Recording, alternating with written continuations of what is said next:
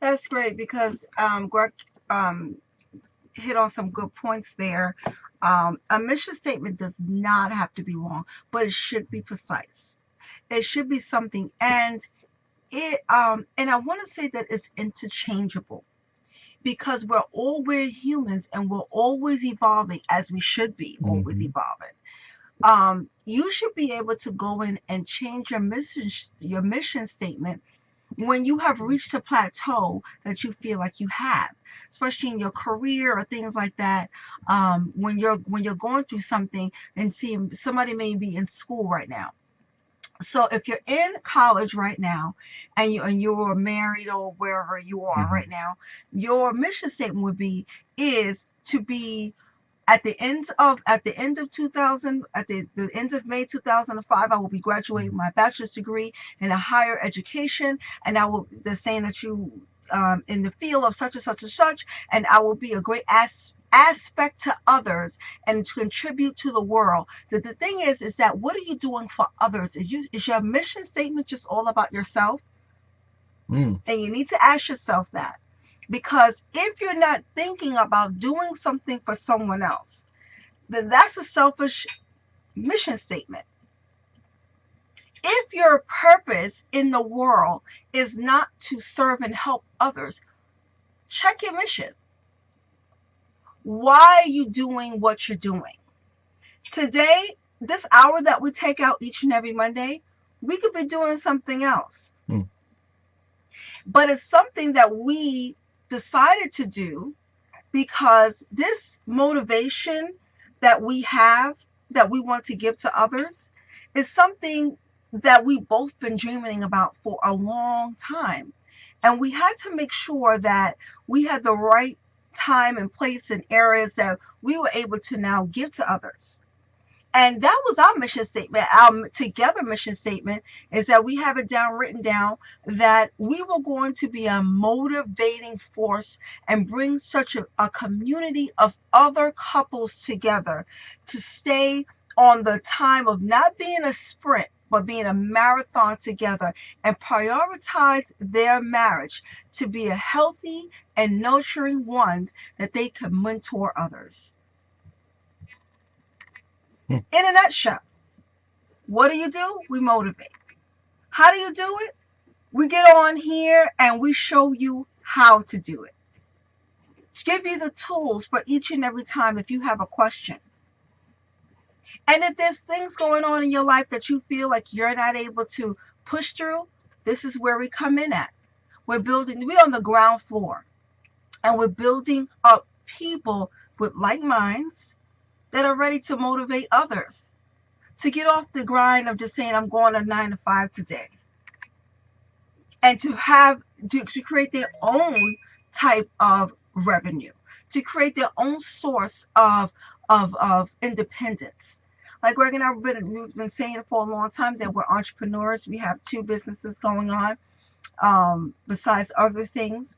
And the thing is that we did not start, from the top.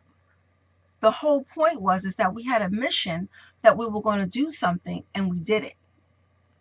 And it doesn't take a whole lot of uh um I would say a whole lot of just fluff around you. It takes a whole lot of faith, and it takes a whole lot of courage, and it takes a whole lot of action to do it, because your dreams are something and then your dreams formulate over time and they become bigger. Why not be able to dream that you can do something big? Why not be able to do something humongous that's going to impact the world and impact others, correct? Now, as we get back to the mission statement, your mission statement, as Cheryl alluded to and shared just a couple of seconds ago, if your mission statement doesn't have anything to do with being a blessing or being something that's paramount for others, it's not going to work. Now, the reason why I can say that is if your mission statement is just about, okay, I'm going to go out there and just manifest for myself, who are you going to manifest from? Who are you actually interacting with? how you think that you're going to get from point A to point B within that plan. And that's why I tell people all the time, your mission statement is a part of your foundation of your plan. Now, your plan evolves over time, but when people tell you, oh, I got a plan over here and I have a plan over here, they never had a plan. There's always one plan. And within that one plan, you allow yourself to evolve. There's going to be many tributaries. If you've been following us on Facebook, and especially on the Couples Motivators page, you can see I put a post up about tributaries not so long ago, probably within the last couple of days. And I let you know that those tributaries within your plan are part of the plan. When people start to say, oh my God, there's a fork in the road, and I make that decision. Now, at each fork of the road, you make a decision, and that's what your mission statement is about. So regardless if you have the established mission statement for yourself as an individual, and then as it evolves, it moves into a mission statement with you and someone else. It could be a business. That's why you have a business plan. That's all it is. The mission statement is just an evolution of a business plan. So now you have that next step where you're dealing with the mission statement of one of two or more people coming together. And if you're dealing with a married couple, now you're dealing with a mission statement of two individuals who are coming together. And what is the statement that they're saying as a couple? That still does not negate what they're saying as individuals, but now they've created by becoming together and moving forward in this particular avenue in a relationship. Now they have a mission statement there. And then as the evolution continues, the next mission statement now, regardless if the children are planned or unplanned, then you have to reestablish and evolve the plan to that next step, because now you're dealing with other entities involved. They cannot, at one point when you were by yourself, there was no entity. There was no extra entities. Then you had to gather yourself, and the evolution of the mission plan became this. And now you had one mission plan, and now there's really, when you break it down, it's now three, because you have one, and two. The two people that come together, that makes three. And now if you're talking with kids, then with each child that comes along, that's an extra tributary within the evolution of your mission statement. So we definitely want you to understand, especially in these 10 ways to define what success is to you, your mission statement about yourself, the mission statement that you wish to establish for your family, and the mission statement that you want to establish for you as a couple. Those three parts of that triangle are very, very paramount for you. And the reason why we're going to emphasize that, because even before we get to the next step of shifting your mindset, if you don't understand who you are, and I don't know why I keep harping on this, but it seems like this is a point that has to be established so you understand this to go forward. Because see, success, you think certain people are successful because they miss certain steps. You cannot have sustained success skipping steps. And a mission statement is one of the necessary forms that you have to have. Concrete foundation. You're building your house. Where's your foundation? Where's the thought process coming from?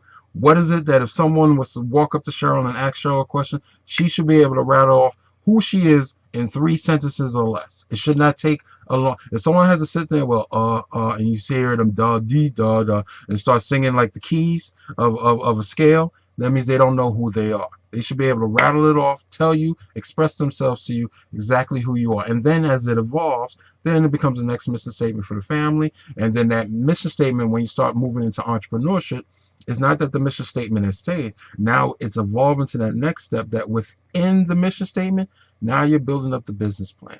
Now you're building up the necessary networks. Now you're starting to connect with people, as Cheryl stated, with what we're doing here as the Couple Motivators. We're here to connect with people. It's not about just her. It's not about just me.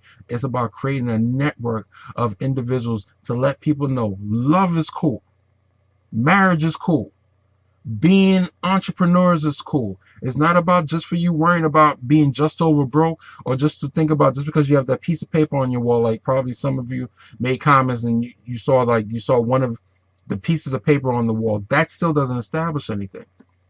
What establishes it, what do you take that necessary foundation that you have in those mission statements and take it to the next level. So remember, as Cheryl just alluded to you, there's 3 parts of the mission statement. You have your individual one that starts off with you as an individual, defining yourself and allowing your self-conceptualization to happen. Then you move on to the next step when you're dealing with now the couple one.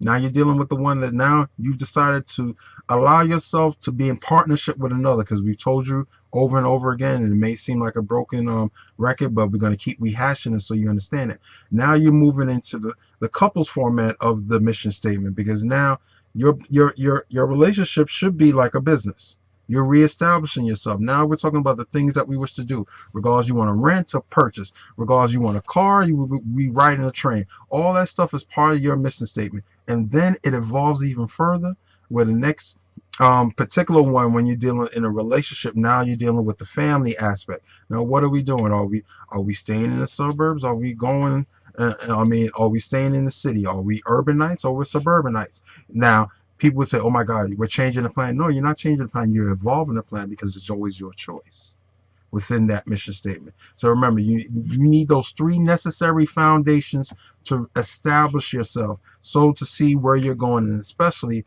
if you're in any type of relationship that you feel that is long term, remember, respect your partner by respecting yourself and knowing who you are. Very good. And in a nutshell, we're going to end with that. I think Greg did a wonderful job. Get yourself some questions. You want to ask yourself some questions. I jotted some down. What do you like about yourself? If you don't know what your mission is, what do you like about my marriage? What do you like about your family? What don't you like? You need to put that down as well, because then you start, this is when you start to tease out your mission. That way you can be very specific about it. What part of what's different about you and your spouse, if you're thinking about, if you're in the spouse one, what's different about you if you're doing an individual one? What is different? What makes you unique? Everybody has that thing that makes them unique. What do you really respect about yourself, others, and your spouse? Wow. You need to ask yourself that. And do you really respect yourself and others? There's some other things. What's important to you? What is important to you? Because what may be important to me may not be important to you. Another one is set reachable goals. And what is the reachable goals you think is obtainable? Then I will also, out the box, think of something that you think that is not reachable and put that down. Something that you think that is not attainable, put it down. You never know. Put it down. That's why we got these things on our shirt that says dream big, because that's what we're about, dreaming big. Put it down. Who says you can't, like Greg said, if you want to live in the suburbs and you decide to have a mansion of a home, why not? Why not? But you got to have a plan to get there. You cannot be sitting in coach with a first class mentality. Buy that first class ticket and sit in it. Why not? Why not? Why, like I said, what was that football player I kept saying? Why not you? Make sure you respect yourself. Now, that one is a must. You have to have on there, like Greg said. It's a must. And another thing is, when we get ready to go into shifting our mindset, is taking responsibility for our own actions. Taking responsibility. There is an old saying that when you point your fingers at others, there's 4 other fingers pointing back at you. So you have to take responsibility for your own actions. And the thing is, start teasing it out and asking questions. What are the opportunities that are before you? And stop beating yourself up for the past, and start understanding that your past, without your failures in your past, it's not breaking you, it's making you. Your past failures make you who you are today. We have failed at least, I don't know how many times. The point is that we had some really triumphant times that we did not fail, and we learned from those failures. How much did you learn? I remember when Greg was saying about 7-Up. He tried so many times until he got to 7-Up. What if he would have stopped at 6-Up? You never know. So as